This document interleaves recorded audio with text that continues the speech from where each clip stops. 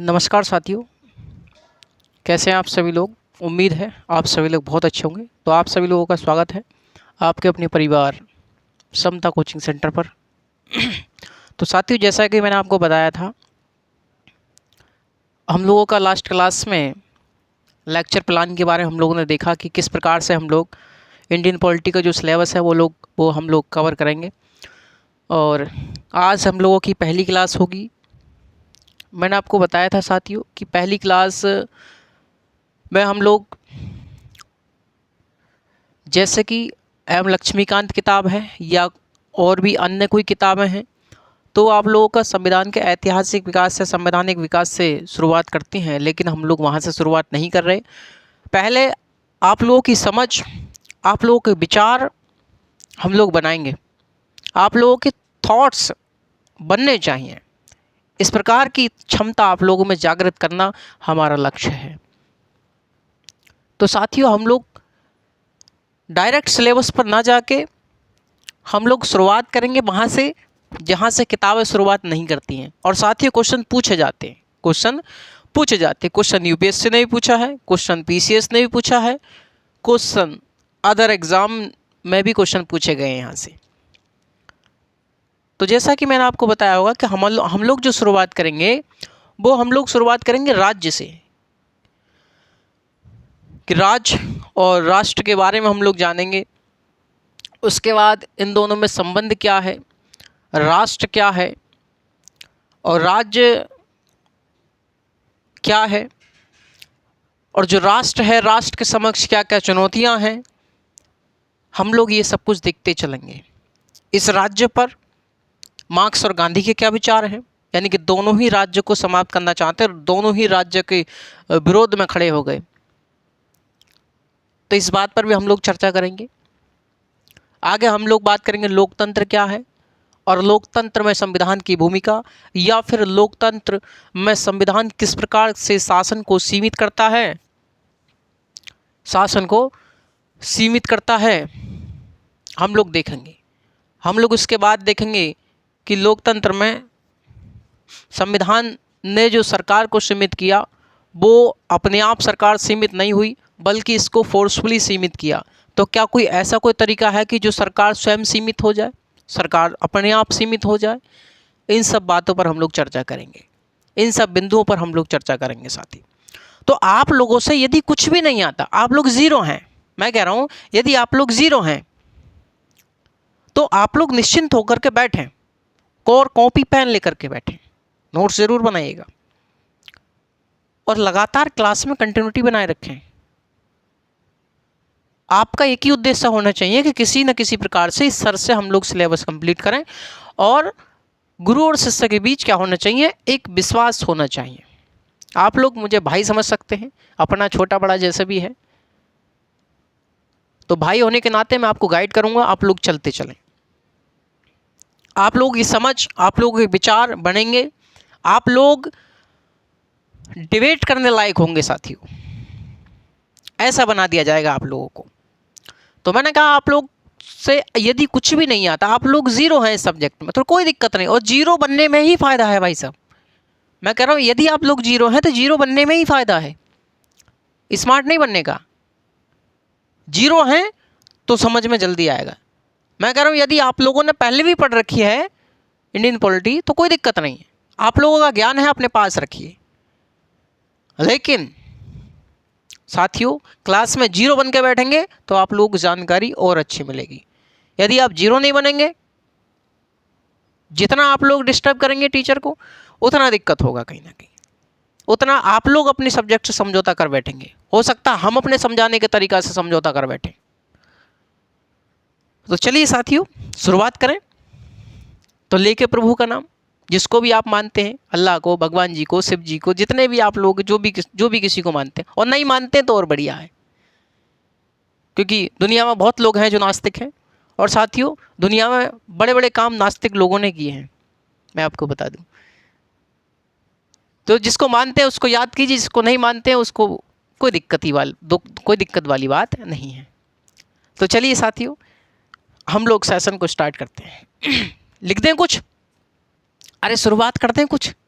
तो देखिए, पहली क्लास है थोड़ा सा ही पढ़ाएंगे आप लोगों को, क्योंकि नया बैच है अपनी। तो चलिए मेरे साथी, कुछ लिख दिया जाए बोर्ड पर, आप लोगों से कुछ गुफ्तगू कर ली जाए, कुछ बातें कर ली जाएं, आप लोगों के दिमाग में भी कुछ बातें आएंगी, हम लोग भी कुछ बातें बताएंगे आपको।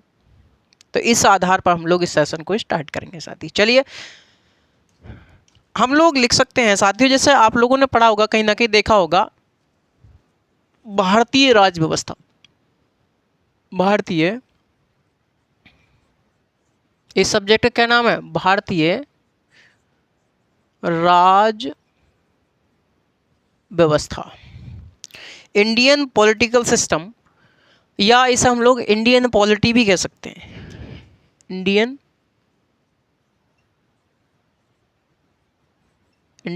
पॉलिटी, ठीक है, Indian polity, Indian political system या फिर इंडियन पॉलिटी। तो चलिए मैंने साथियों आपके सामने बोर्ड पर 2 शब्द लिखे मेरे साथी। कितने शब्द लिखे भैया? आप समझना ध्यान से, आप लोग भी अपने विचार देना। हालांकि क्लास ऑनलाइन है, लेकिन आप लोग ये सोच लें कि हम आपसे ऑफलाइन पूछ रहे हैं, विचार जरूर आना चाहिए दिमाग में। तो मैंने आपके सामने बोर्ड पर 2 शब्द लिखे हैं, एक लिखा है भारतीय, दूसरा लिखा है राज्य व्यवस्था। भारतीय राज्य व्यवस्था। साथियों इन दोनों शब्दों से आप क्या समझ पा रहे हैं? यानी कि जैसे आप लोग कुछ नहीं जानते, मैं कह रहा हूं आप लोग कुछ नहीं जानते, लेकिन मैंने आपके सामने एक फिल्म चला दी और उसमें लिख दिया बहुत बड़े बोर्ड पर भारतीय राज व्यवस्था। तो आप लोगों को समझ में क्या आएगा उन 2 शब्दों को देख करके? आपके समझ में क्या आएगा उन 2 शब्दों को देख करके? तो आप लोग सोचे सर जी भारतीय राज्य व्यवस्था मतलब, भारतीय मतलब भारत को, राज्य व्यवस्था भारत राज्य को या फिर भारत को चलाने वाली व्यवस्था, या भारत पर राज करने वाली व्यवस्था। अरे ऐसी तो कुछ समझ में आएगा आपके कि गुरुजी भारत को चलाने वाली व्यवस्था या फिर भारत पर राज करने वाली व्यवस्था, है ना? इन 2 शब्दों से यही तो मतलब आपके समझ में आ रहा है कि सर जी इसका मतलब हमें यह समझ में आया कि भारत पर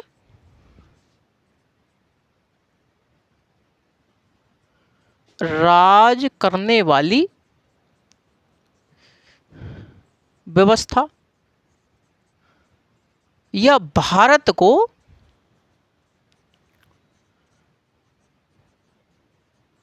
चलाने वाली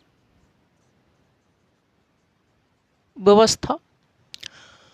तो क्या गुरुजी इन 2 शब्दों से हमें ये समझ में आया, भारतीय राज व्यवस्था मतलब भारत पर राज करने वाली व्यवस्था या फिर भारत को चलाने वाली व्यवस्था।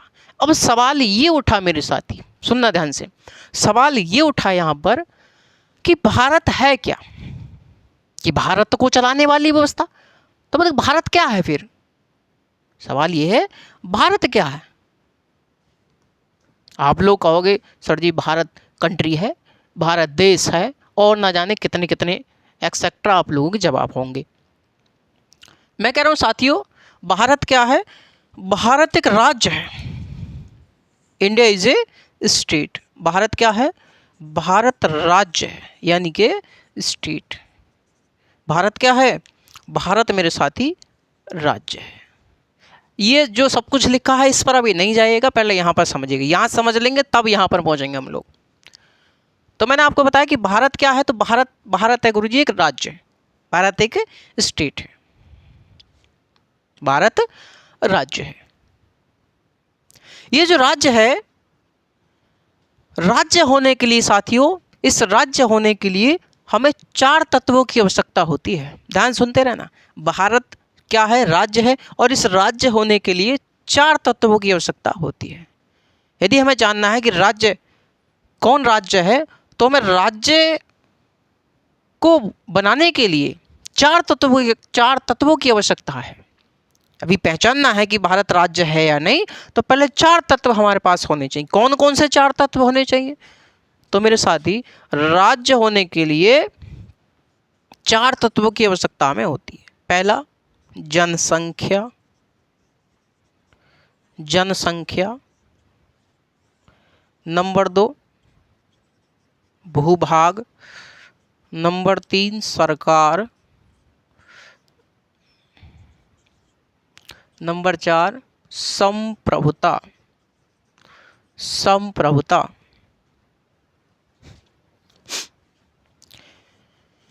Population, land, government and sovereignty.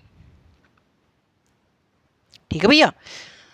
तो राज्य होने के लिए इन 4 तत्वों की हमें आवश्यकता होती है, यानी कि जनसंख्या, भूभाग, सरकार और संप्रभुता। ठीक है भैया। अब मोटा मोटी आप लोग दिमाग में ये आ रहा होगा कि सर जी, भाई हमें पता है कि जनसंख्या है भारत के पास, कहाँ है, कि मोटी मोटी आपको ये पता है कि सर जी एक बात बताओ, हम लोगों ने देखा कि जनसंख्या हमारे समझ में आ रही है, चलो जनसंख्या होती है। भूभाग हमारे समझ में आ रही है, कहाँ साहब है। सरकार हमें पता है, सरकार होती है। कि सर जी ये संप्रभुता क्या होती है, पहले ये समझे ना संप्रभुता क्या होती है। जब चारों समझ जाएंगे उसके बाद देखेंगे ना भारत है या नहीं, और उसके बाद ही तो अनुमान लगाएंगे आप लोग, हाँ या ना। क्या गुरुजी बात तो सही है आपकी, है ना, बात में तो दम है। अब देखो कैसा दम है भाई साहब। संप्रभुता क्या है? संप्रभुता का मतलब होता है साथियों, किसी भी आंतरिक और बाह्य दबाव से मुक्त होकर निर्णय लेने की शक्ति या फिर निर्णय लेने की क्षमता। यानी कि जो संप्रभुता है, जो सॉवरेंटी है, इसका मतलब होता है निर्णय लेने की क्षमता। और निर्णय जो होते हैं वो आंतरिक भी हो सकते हैं और बाह्य भी हो सकते हैं।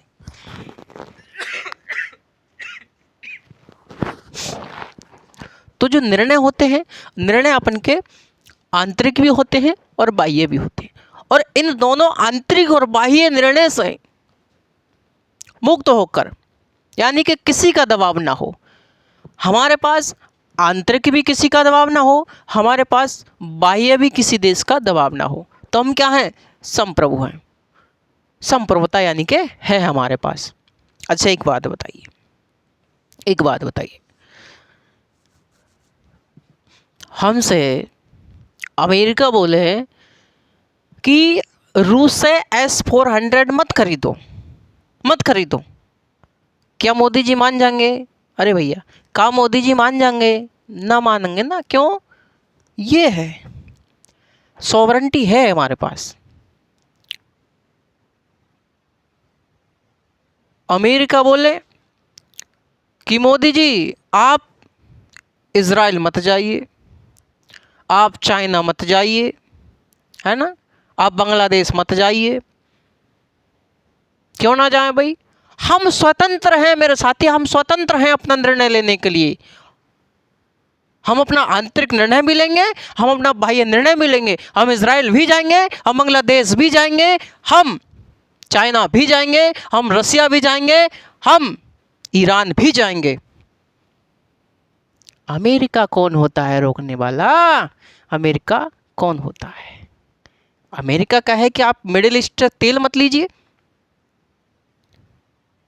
क्या ऐसा हो सकता है कि मोदी जी कंप्रोमाइज कर जाएं इस बात से? नहीं जी, वो हमारी स्वेच्छा है, हम किससे संबंध रखें किससे ना रखें। वो कौन होता है? हाल फिलहाल में साथियों हम जानते हैं कि ईरान ने मिडिल ईस्ट से जो तेल आता है, ईरान ने साथियों जो रास्ता है स्ट्रेट ऑफ हॉर्मुज वो बंद कर दिया है। तो देश भर में गैस की, तेल की किल्लत है। इसी बीच अमेरिका के जो डोनाल्ड ट्रंप जी हैं, राष्ट्रपति जी, उनका बयान आता है, उन्होंने कहा कि भारत रूस से 30 दिन तक तेल खरीद सकता है। मतलब वो बताएगा हमको हम कितने दिन तक तेल खरीदेंगे, कितने दिन तक ना खरीदेंगे। मतलब अमेरिका बताएगा हमको कि हम कितने दिन तक तेल खरीदेंगे और कितने दिन तक तेल ना खरीदेंगे। वो कौन होता है हमको बताने वाला? हम अपने निर्णय स्वतंत्र रूप से लेंगे, चाहे वो बाह्य निर्णय हो चाहे वो आंतरिक निर्णय हो। वो कौन होता है? यदि ऐसा है, यदि ऐसा है, यदि मोदी जी उनकी बातों को मान रहे हैं, और ट्रंप ने तो इतना तक कह दिया कि मैं चाहूं तो मोदी जी का करियर समाप्त कर सकता हूं, राजनीतिक करियर समाप्त कर सकता हूं।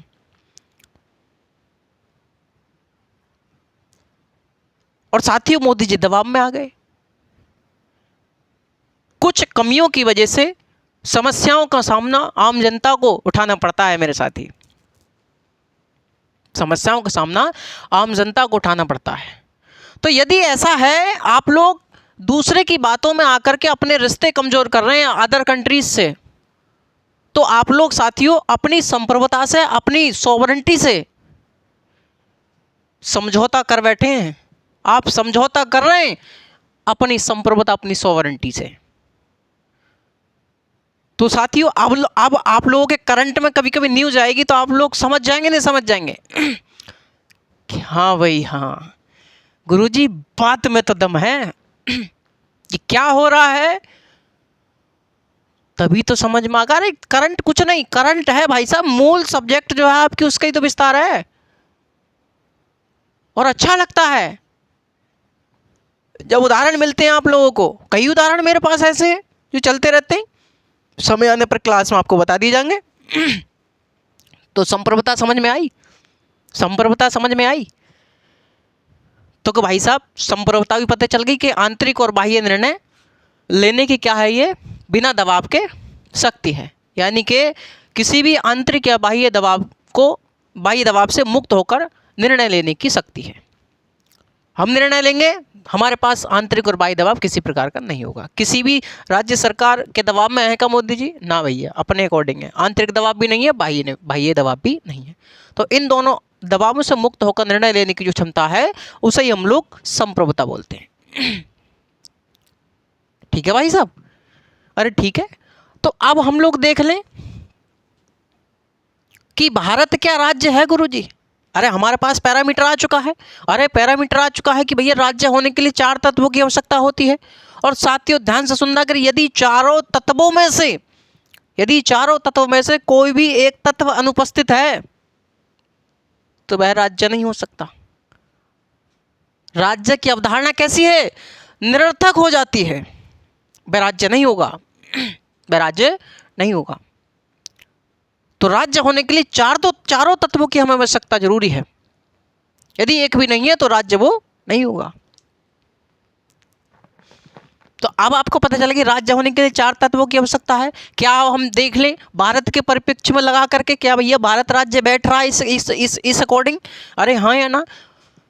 तो ध्यान से सुनिए कि भैया क्या भारत के पास जनसंख्या है? क्या भारत के पास जनसंख्या है? तो क्या आपका गुरु जनसंख्या, अरे फटने को है जनसंख्या। गुरुजी जनसंख्या फटने को है।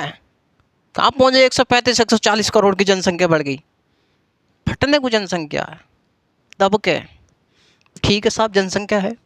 क्या भारत के पास भूभाग है? कि हाँ साहब जमीन भी है। अरे हम जो खड़े हैं सब भारत की जमीन है ना?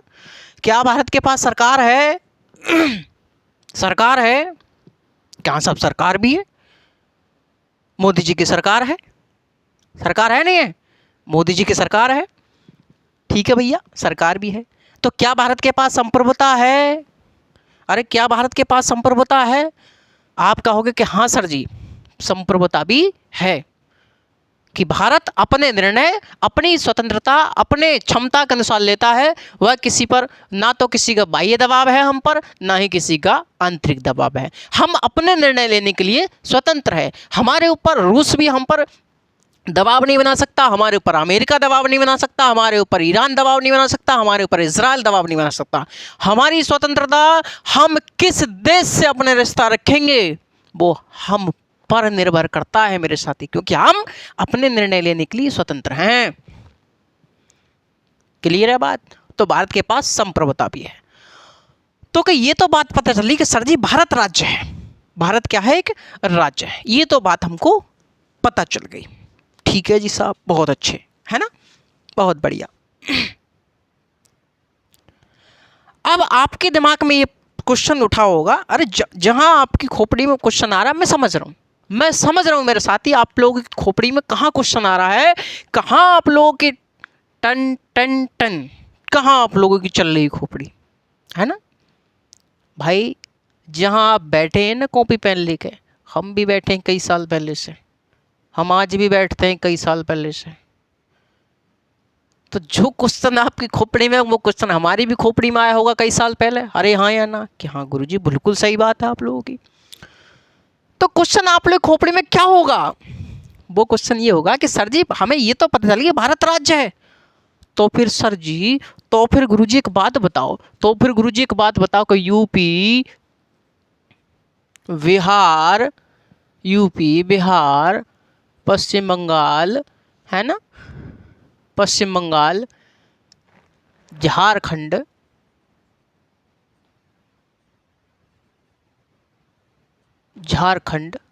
है ना, यूपी बिहार झारखंड पश्चिम बंगाल, ये क्या है फिर, ये क्या है फिर, है ना? कि सर जी यूपी बिहार पश्चिम बंगाल झारखंड, ये क्या है फिर, ये क्या है? और भी राज्य हैं हमारे पास, गुजरात वगैरह इन्हें लगा सकते हैं आप लोग। तो ये क्या है फिर, ये क्या है? हमने आपको बताया कि भारत तो राज्य है, तो फिर ये क्या है? यूपी बिहार पश्चिम बंगाल झारखंड उड़ीसा गुजरात कर्नाटक, ये क्या है फिर, ये क्या है? साथियों, आप लोगों ने कक्षा हाई स्कूल तक पढ़ा होगा, हाई स्कूल तक आप लोगों ने पढ़ा होगा, इनको बोला जाता था प्रांत।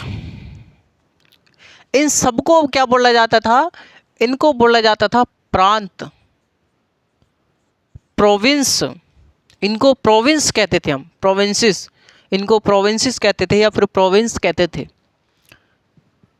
उसमें मध्य प्रांत, संयुक्त प्रांत, बंगाल प्रांत, मद्रास प्रांत, आगरा प्रांत, है ना, पंजाब प्रांत, ये सब प्रांत हुआ करते थे। हाल फिलहाल में भी कभी कभी न्यूज़ आती है कि बिहार प्रांत में ये हुआ, संयुक्त प्रांत में ये हुआ, मध्य प्रांत में ये हुआ, पंजाब प्रांत में ये हुआ, कभी कभी अब भी न्यूज़ आती है मेरे साथी, अब भी न्यूज़ आती है। तो कई गुरुजी आप जो देख रहे हैं कि यूपी बिहार हरियाणा पश्चिम बंगाल राजस्थान उड़ीसा झारखंड, ये सब क्या हैं? ये प्रांत हैं। ये क्या है? ये प्रांत हैं, ये प्रोविंसेस हैं, ये प्रोविंसेस हैं।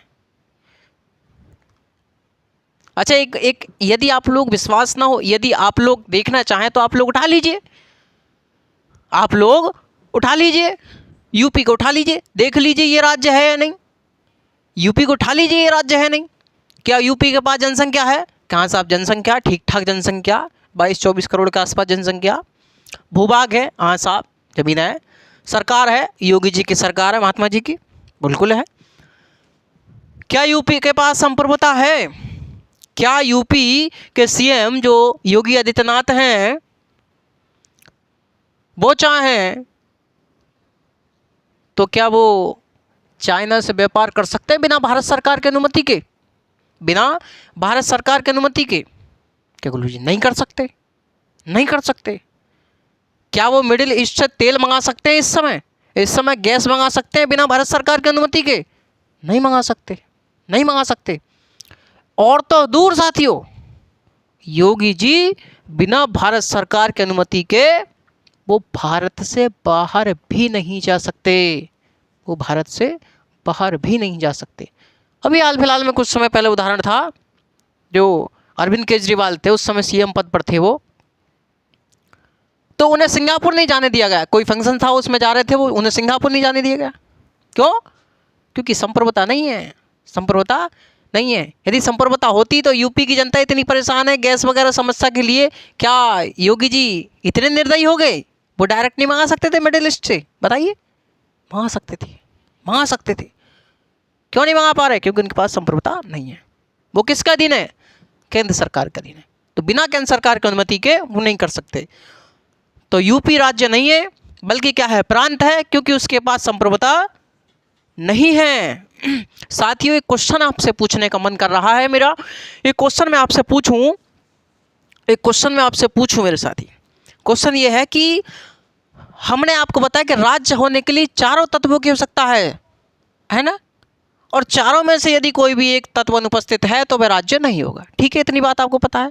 इन चारों तत्वों में साथियों ऐसा कौन सा तत्व है जो सर्वाधिक महत्वपूर्ण है?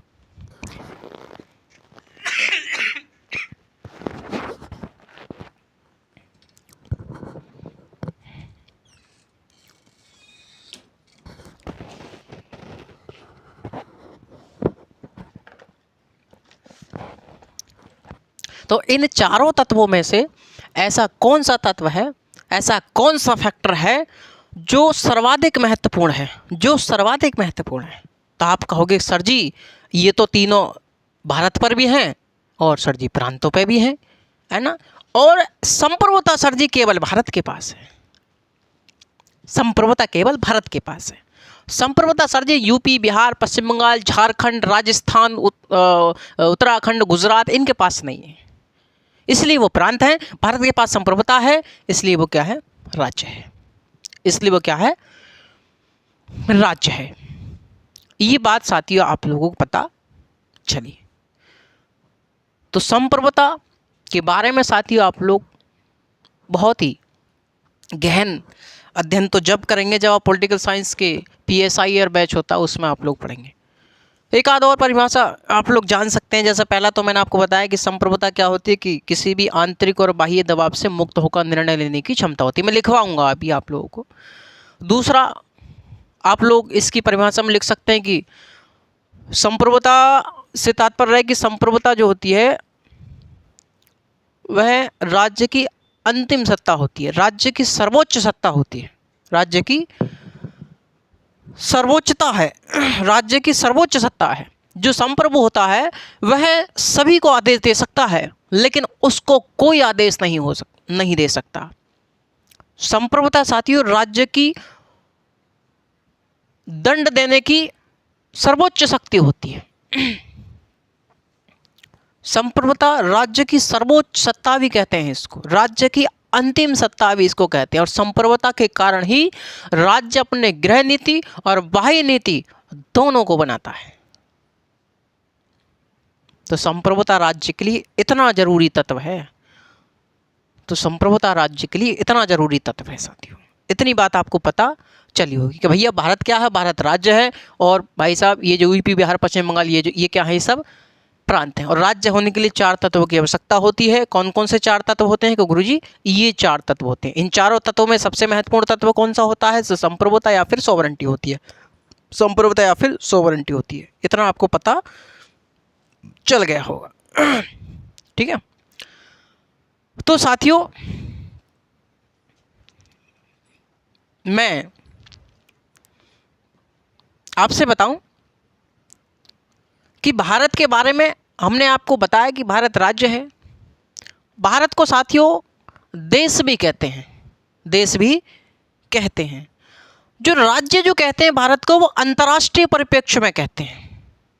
और जब हम भारत में रह कर के देख रहे हैं कि भारत क्या है, तो भारत एक देश है। हम भारत में बैठ करके देख रहे हैं भारत एक देश है, लेकिन अंतर्राष्ट्रीय परिप्रेक्ष्य में हमारे लिए भारत एक राज्य है। अमेरिका हमारे लिए एक स्टेट है, हमारे लिए एक राज्य है। रूस हमारे लिए एक राज्य है, रूस के लिए हम एक भारत एक राज्य है। अमेरिका के लिए भारत एक राज्य है। तो अंतर्राष्ट्रीय परिप्रेक्ष्य में भारत एक राज्य है, और घरेलू परिप्रेक्ष्य में हम देखते हैं तो भारत को हम देश भी कह देते हैं, देश भी कह देते हैं। तो देश और राज्य दोनों एक ही बात है, दोनों देश और जो राज्य है दोनों एक ही बात है, इतना आप लोग ध्यान रखें। दोनों के लिए चारों तत्वों की आवश्यकता है। अंतर्राष्ट्रीय परिप्रेक्ष्य में राज्य कहते हैं हम लोग, घरेलू परिप्रेक्ष्य में देश कहते हैं, कह सकते हैं। ठीक है भैया। और कल हम लोग देखेंगे कि भाई जो फिर राष्ट्र क्या है सर जी, फिर व्हाट इज नेशन, राष्ट्र क्या है, फिर जो नेशन है राष्ट्र क्या है, फिर कि हमें आपको पता चले कि भारत एक राज्य है या फिर देश है।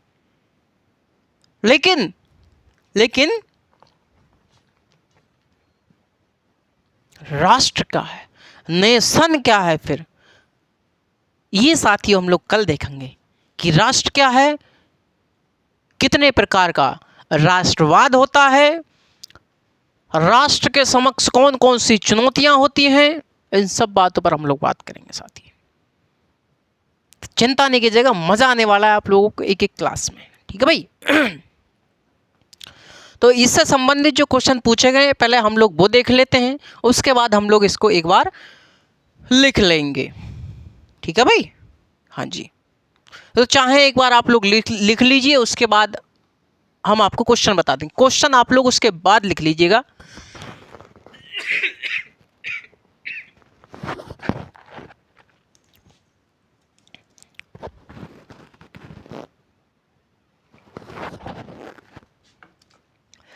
तो आप लोग क्या करें, सबसे पहले आप लोग इसे लिख लीजिएगा। ठीक है भैया।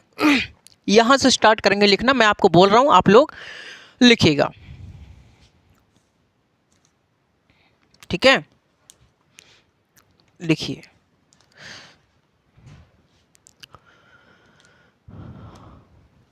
भारतीय राज व्यवस्था का अर्थ,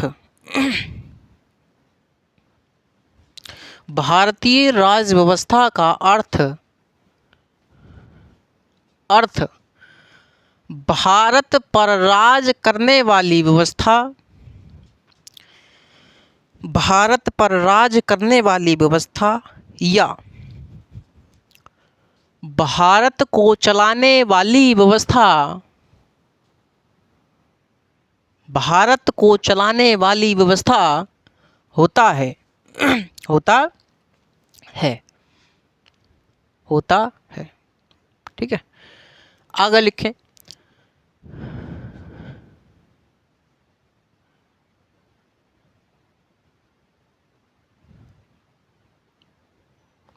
आगे लिखें नई लाइन से, राज्य के बारे में लिखें बिना किसी लाग लपेट के। राज्य व्यक्तियों का एक समुदाय है, राज्य व्यक्तियों का एक समुदाय है, राज्य व्यक्तियों का एक समुदाय है जो बिना किसी, जो बिना किसी, जो बिना किसी बाहरी नियंत्रण के, बाहरी नियंत्रण के, बाहरी नियंत्रण के एक निश्चित भूभाग में, बिना किसी बाहरी नियंत्रण के एक निश्चित भूभाग में निवास करता है, निवास करता है और जिसकी एक संगठित सरकार है, और जिसकी एक संगठित सरकार है। तो राज्य के बारे में आपको बताया कि राज्य व्यक्तियों का एक समुदाय है जो बिना किसी बाह्य नियंत्रण के किसी एक निश्चित भूभाग में निवास करता है, निवास करता है और जिसकी अपनी एक संगठित सरकार है। ये राज्य के बारे में। ठीक है, आगे लिखें। राज्य होने के लिए, नई लाइन से, राज्य होने के लिए चारों तत्व, राज्य होने के लिए चारों तत्व, ब्रैकेट में चारों तत्व, ब्रैकेट में भूमि, जनसंख्या, भूमि, जनसंख्या, सरकार, संप्रभुता, संप्रभुता अनिवार्य होते हैं, ब्रैकेट क्लोज में लिखें, अनिवार्य होते हैं, अनिवार्य होते हैं, अनिवार्य होते हैं। इनमें से किसी एक, इनमें से किसी एक तत्व के भी, इनमें से किसी एक तत्व के भी अनुपस्थित होने पर, अनुपस्थित होने पर राज्य की अवधारणा, राज्य की अवधारणा यानी राज्य का विचार, राज्य की अवधारणा निरर्थक हो जाती है, निरर्थक हो जाती है। तो राज्य की अवधारणा निरर्थक हो जाती है। ठीक है, आगे लिखें, इन सभी चारों तत्वों में, इन सभी चारों तत्वों में संप्रभुता सबसे महत्वपूर्ण, इन सभी चारों तत्वों में संप्रभुता सर्वाधिक महत्वपूर्ण तत्व है। संप्रभुता सर्वाधिक महत्वपूर्ण तत्व है। ठीक है भाई, इतना हो गया। आगे लिखें, जिसका, संप्रभुता के बारे में लिखें, जिसका तात्पर्य है, जिसका तात्पर्य है, नंबर 1,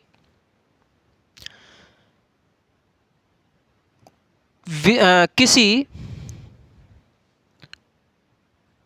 लिखा बिना किसी, बिना किसी बाह्य और आंतरिक, बिना किसी बाह्य और आंतरिक, आंतरिक दबाव के, दबाव के निर्णय लेने की क्षमता, निर्णय लेने की क्षमता, यानी बिना किसी बाह्य और आंतरिक दबाव के निर्णय लेने की क्षमता। नंबर 2, संप्रभुता का तात्पर्य सर्वोच्चता से है, संप्रभुता का तात्पर्य सर्वोच्चता से है। आगे लिखें, संप्रभु किसी को भी आदेश दे सकता है। तकनीकी समस्या आती, थोड़ा सा फास्ट लिखें क्योंकि वीडियो तो रिकॉर्ड हो रही है, आप लोग लिखते चलें। तो आगे लिखें, संप्रभुता से तात्पर्य सर्वोच्चता से है। संप्रभु किसी को भी आदेश दे सकता है, संप्रभु किसी को भी आदेश दे सकता है, लेकिन संप्रभु को कोई आदेश नहीं दे सकता, लेकिन संप्रभु को कोई आदेश नहीं दे सकता, लेकिन संप्रभु को कोई आदेश नहीं दे सकता। क्लियर है भाई? चलिए, तो यही 2 परिभाषा लिख लीजिएगा आप लोग, यही काफ़ी हैं आप लोगों के लिए। ठीक है भाई, ये काफ़ी है, ये लिख लीजिएगा। ये लिख लिया आप लोगों ने, जितना मैंने आपको पढ़ाया उतना लिख लीजिएगा, क्योंकि साथियों पहली क्लास है तो थोड़ा सा कम ही पढ़ाएंगे, क्योंकि बनना आप लोगों की खोपड़ी, और तो मतलब तुम समझ ही रहे हो गुरुजी, कुछ भी हो सके, धीरे धीरे आदत बनानी पड़ती है ना, धीरे धीरे कोई भी काम है, धीरे धीरे धीरे धीरे चढ़ जाएंगे पहाड़ पर। ठीक है, लगे रहिए बस, साथ मत छोड़ देना। कनेक्शन टूटा तो समझ लो आप टूटे। यदि आप लोगों के विचार जागृत होने हैं, आप लोग कुछ बनना है, तो साथ ही साथ तो देना होगा। तो चलिए, इससे संबंधित जो जो क्वेश्चन पूछे गए वो क्वेश्चन आप लोगों के समक्ष में आपको बता रहा हूँ। यूपीएससी ने भी पूछा है, यूपीपीसीएस ने भी पूछा है, अन्य एग्जाम में भी पूछे गए। पहला क्वेश्चन क्या कह रहा है? पहला क्वेश्चन कह रहा है भैया कि निम्नलिखित में से कौन सा राज्य शब्द को सर्वोत्तम रूप से परिभाषित करता है? राज्य शब्द को, यानी कि राज्य शब्द को सर्वोत्तम रूप से परिभाषित करता है। हम जानते हैं कि राज्य होने के लिए 4 तत्वों की आवश्यकता होती है गुरु। जहां भी चारों तत्व आ जाएंगे वो आंसर हमारा सही है, वो परिभाषित है। क्या कहता है पहला ऑप्शन? कि व्यक्तियों का एक समुदाय, व्यक्तियों का एक समुदाय क्या मिल गई, लोग मिल गए, यानी कि जनसंख्या आपको मिल गई, व्यक्तियों का एक समुदाय जो बिना किसी बाह्य नियंत्रण के,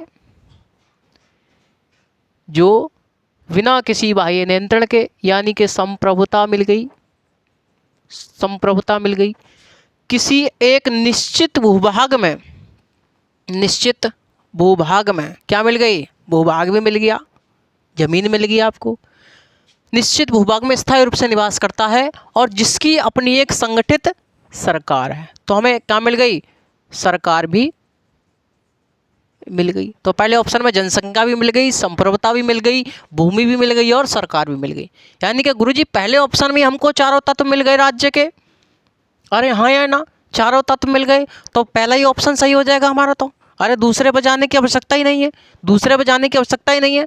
क्या कह रहा दूसरा, किसी निश्चित भूभाग में, निश्चित भूभाग में यानी भूमि मिल गई, राजनीतिक रूप से संगठित लोग, पीपल्स यानी कि जनसंख्या, जो स्वयं पर शासन करने, कानून एवं व्यवस्था बनाए रखने, अपने नैसर्गिक अधिकारों की रक्षा या अपनी जीविका को साधन सुरक्षित करने का अधिकार रखते। अरे कहाँ गए भैया, अरे कहाँ गए भैया, है ना। यानी कि आपको जमीन यानी कि भूमि मिली और आपके लोग मिले, कहाँ गई सरकार और संप्रभुता, ना है कुछ भी। बहुत सारे व्यक्ति, चलो लोग मिल गए, एक निश्चित भूभाग में जमीन मिल गई, लंबे समय से अपनी संस्कृति परंपरा शासन व्यवस्था के साथ रहते आए हैं, कहाँ है सरकार और संप्रभुता, ना है ना। तो पहला ही ऑप्शन आपका करेक्ट होगा, पहले ऑप्शन आपका करेक्ट हो जाएगा। नेक्स्ट क्वेश्चन है आपका कि ये आपको क्वेश्चन उतारने भैया, स्क्रीनशॉट ले लीजिए उसका। नंबर 1, निम्नलिखित कथनों पर विचार कीजिए। पहला क्वेश्चन आपका क्या क्या कह रहा है कि राज्य होने के लिए चारों तत्व निश्चित रूप से अनिवार्य होते हैं। आपको पता होगा, आप लोगों ने पढ़ा है कि राज्य होने के लिए चारों तत्व निश्चित रूप से अनिवार्य होते हैं। कि होते हैं कि सर जी, सही बात है, होते हैं, सही बात है, होते हैं। यदि चारों तत्वों में से कोई भी एक तत्व अनुपस्थित है तो राज्य की कल्पना नहीं की जा सकती, हम जानते हैं। तो पहला ऑप्शन तो सही होगा भैया।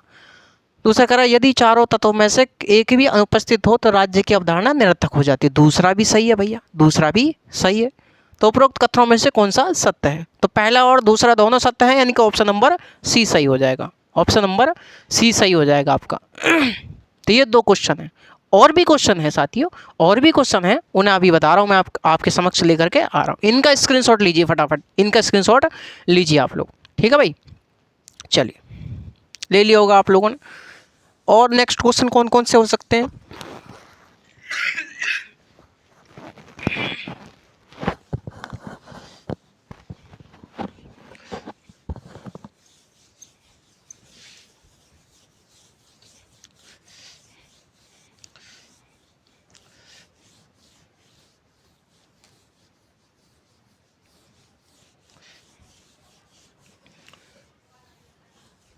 चलिए, तो और कौन कौन से प्रश्न हो सकते हैं, मैंने आप लोगों के क्वेश्चन रखे हैं। तो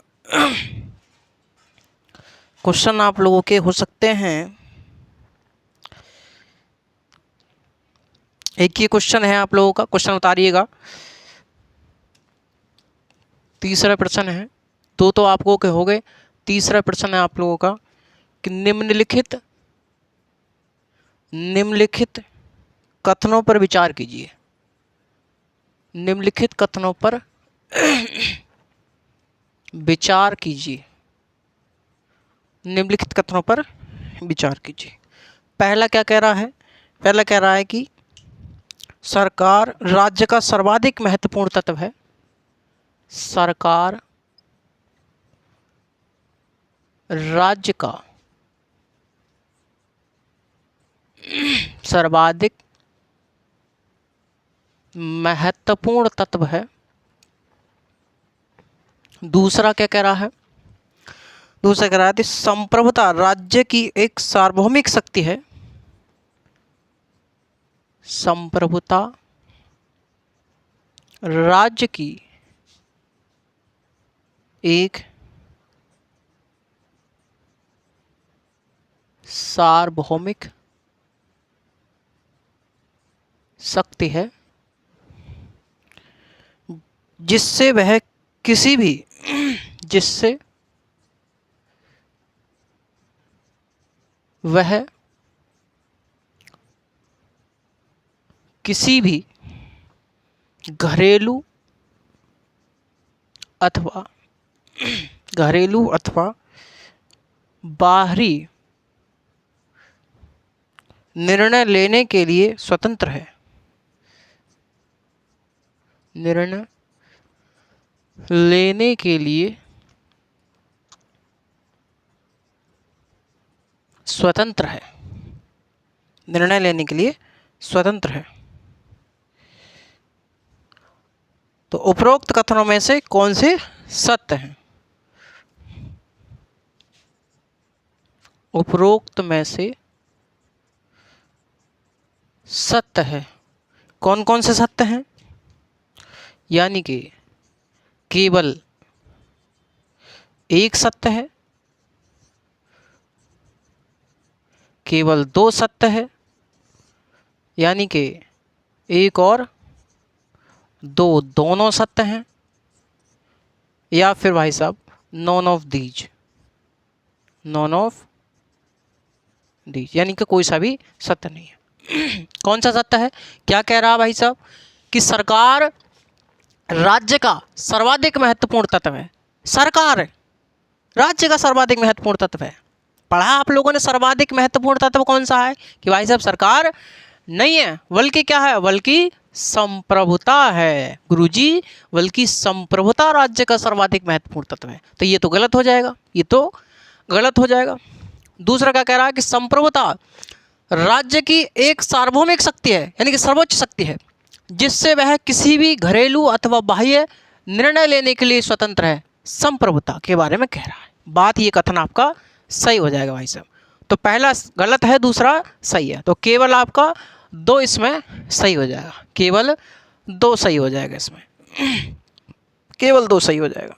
ये क्वेश्चन आपका हो गया। चौथा प्रश्न क्या है? चौथा प्रश्न कह रहा है कि निम्नलिखित में से कौन सा एक राज्य का आवश्यक तत्व नहीं है? निम्नलिखित में से, चौथा प्रश्न है, निम्नलिखित में से राज्य का, निम्नलिखित में से कौन सा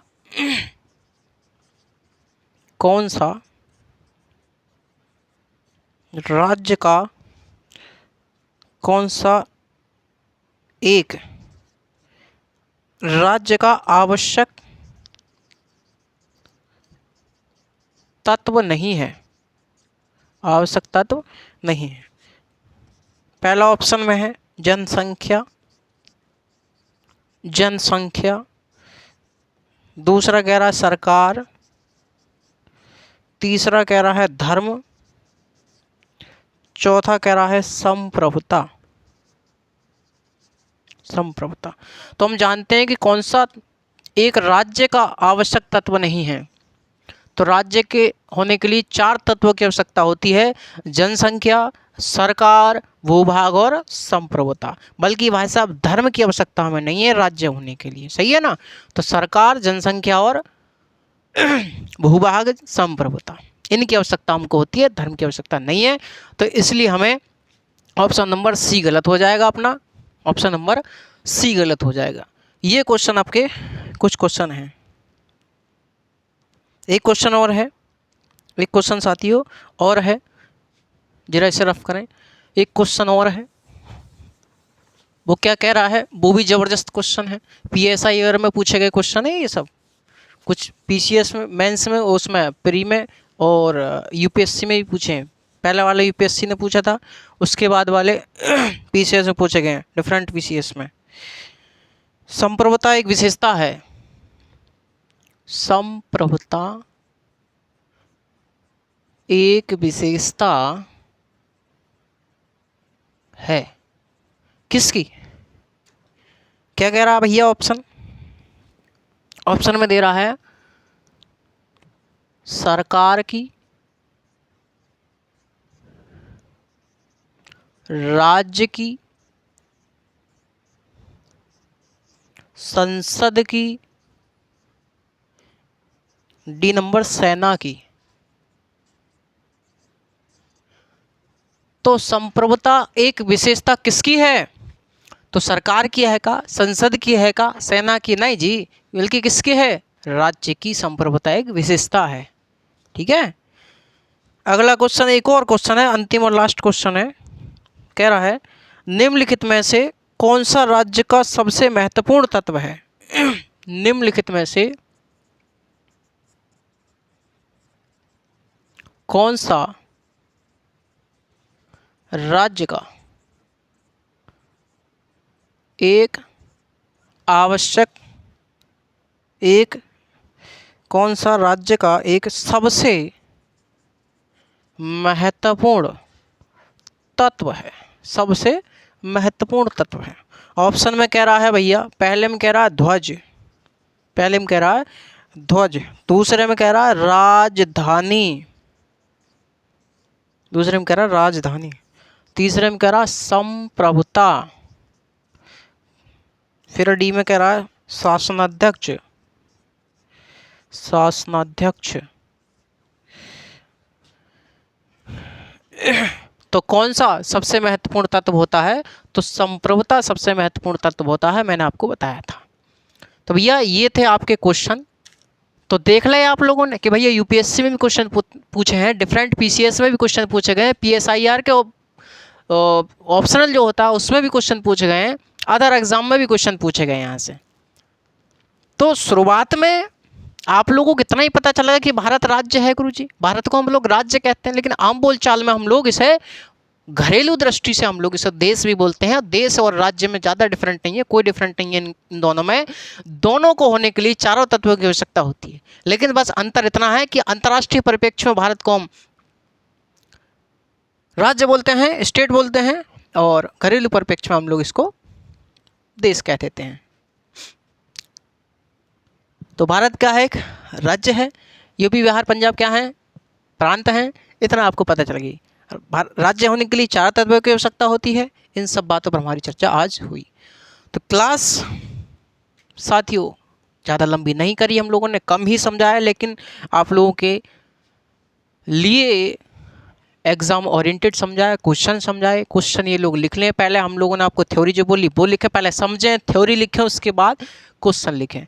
नहीं छूटेगा तो नहीं छूटेगा, किसी भी एग्ज़ाम में बैठ जाइए आप लोग, मैं आपसे वादा करता हूँ साथियों कि क्वेश्चन बाहर नहीं निकलेगा। आप इंटरव्यूअर तक को हिला दोगे। मैं कह रहा हूँ आप लोगों की विचार बनेंगे भैया, विचार बनेंगे, थॉट्स बनेंगे नए नए। बस एक बार विश्वास तो कीजिए, भूल जाएंगे दुनिया के सभी टीचरों को। मैं मानता हूँ मुझसे भी बेहतर पढ़ाने वाले हैं, लेकिन साथियों प्रत्येक व्यक्ति के अंदर अपनी एक अलग क्वालिटी होती है, वो आप लोगों ने देखा होगा। ठीक है भाई, तो इसी के साथ ही आज के सेशन का हम अंत करते हैं साथियों।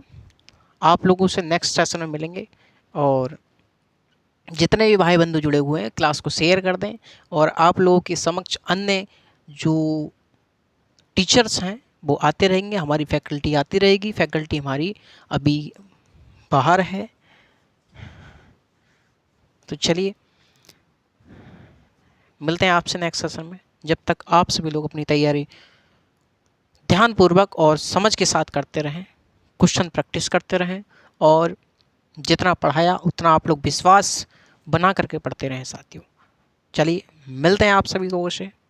नमस्कार, जय हिंद, वंदे मातरम।